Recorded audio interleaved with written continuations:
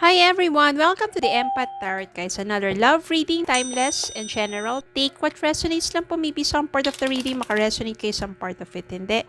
Tingnan natin ngayon kung anong love connections, lessons in life, and guidance ang ating mababatid for this reading.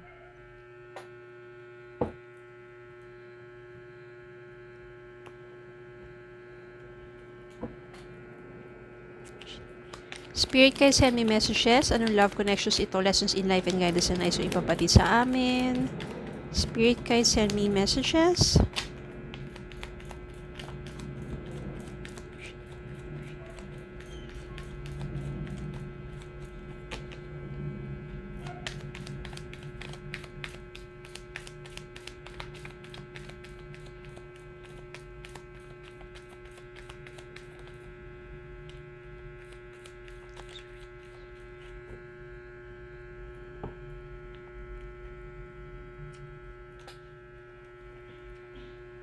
Ace of Swords, Six of Pentacles, Ten of Wands, Queen of Pentacles, Ace of Pentacles,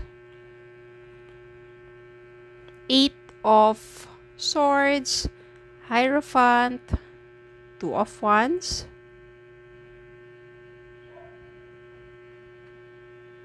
Four of Swords, King of Wands, Eight of Wands.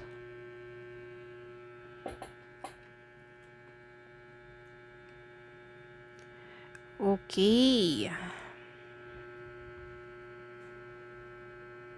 Naghihintay pa kayo na mag-reach out ang person nyo sa inyo? Especially kung wala na kayong communication? Especially when you have kids? Especially when you are married? No, somehow dito nasa-sense ko na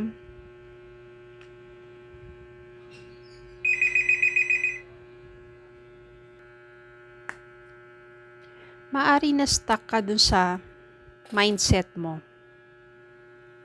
Na especially kung wala na kayong communication ng taong to. Or somehow, there's still connection pero alam mo yun, yung para siyang ano lang, malabo. Diba? Parang nakastuck kasi sa isipan mo na wala nang mangyayari pa.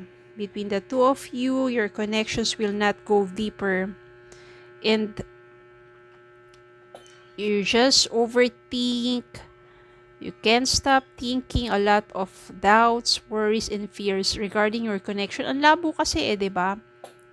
Susulpot, diba parang kabote, lulubog, lilitaw. Parang ganun na lang. Yun yung sinisignify ng mga, yun yung nasa-sense ko dito sa reading na to. Then, suddenly, parang na-realize mo, ayaw mo na mag-overthink. You are emotionally, parang ano na, ayaw mo na mag-isip-isip pa. Gusto mo na ipahinga yung isipan mo sa kakaisip ng kung ano-anong bagay tungkol do sa person mo and between the two of you and your connections. Napapagod ka na kasi. Ano ba talaga? Diba? Meron bang katuturan tong connections ninyo? Nang ayaw mo na masyado mag-isip, napapagod ka na, pinahinga mo na lang ang isipan mo, mas nag-focus ka sa sarili mo. Ace of Swords dito, you came up with good idea na mas mag-focus ka na lang sa sarili mo. Marami yung naging opportunities na dumating sa'yo. Ace of Pentacles here. Then, you just thinking about exploring na lang sarili mo.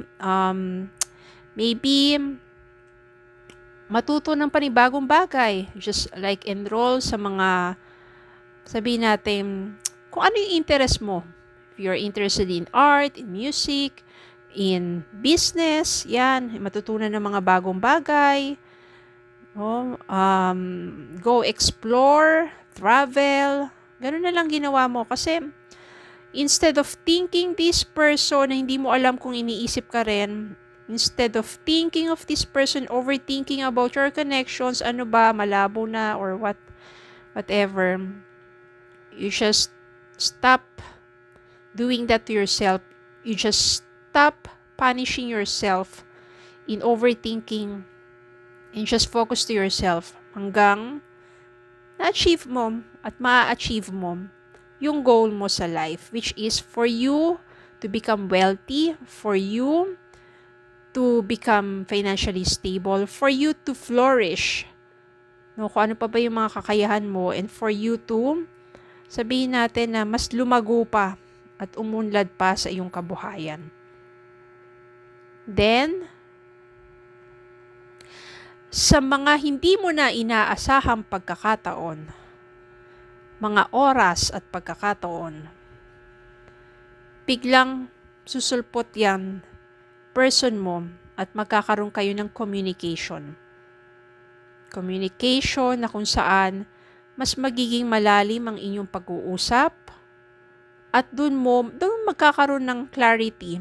Ace of Swords here and Ace of Pentacles here. Maybe this is a new beginning.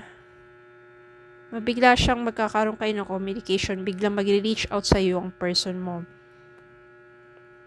Sa mga unexpected day and time, when you are busy focusing to yourself, doing your own thing, business man yan, pag-aaral, trabaho, o kung ano pa man yung pinagkakaabalahan mo. From that unexpected day and time, you will receive message from your person. Ibig sabihin lang yan, when you focus to yourself, you become more attractive, you raise your vibrations. At yung person mo na yon, kasi pag naglilibang ka or nagiging busy ka sa ibang bagay, hindi mo masyado naisip yung person mo, bumabaliktad ang energy. Yung person mo becomes more attractive to you. Your person will be the one who keeps thinking of you. Your person will be the one to reach out to you. Let's talk. Let's have some time together. And that will be the start of a, sabihin natin, more generous connection or relationship na kung saan kung kanina malabo, ngayon, lumilinaw ng lumilinaw, nagiging solido ang inyong connections. And maybe, it will end up for you and that person going into an engagement or marriage. So, ganun po talaga. Kapag you keep thinking of that person, palagi na siya naisip mo, hindi mo pinapakawalan yung energy na yun at bumababa yung vibration mo. Kapag ganun po, it's negative obsession kahit sa pag-iisip lang. At ganun kapag hintay ka ng hintay na mag-reach out sa'yo yung person na yun, lalong lumalayo, lalong tumatagal, lalong hindi nangyayari. Pero kapag nag-focus ka sa sarili mo, you raise your vibrations, you become more attractive, no? Hindi mo siya masyadong iniisip, you set your intentions when you manifest, then, nagfo-focus ka na sa sarili mo, you let go the energy to the universe at bahala na siya. That's the time that your person will keep thinking of you. That's the time that your person will miss you. That's the time that your person can stop thinking of you. That's the time that your person will reach out to you. Because na-magnet mo siya Na-magnet mo siya pabalik sa'yo. Na-magnet mo siya because you become more attractive. Okay? So, ganun po yung law of vibration or law of attraction. So, yun din yung pinapakita at mensahe ng reading na ito. Hindi lang po yan sa love life, pati po sa career, pati sa business success, study success, anything that you manifest. You have to focus to yourself, raise your vibrations, you become more attractive sa maraming blessings in life. Okay? So, yun lang po. Maraming salamat po for watching. Please don't forget to like, share, comment, and subscribe. Follow me on Facebook and TikTok. Have a good day po and God bless.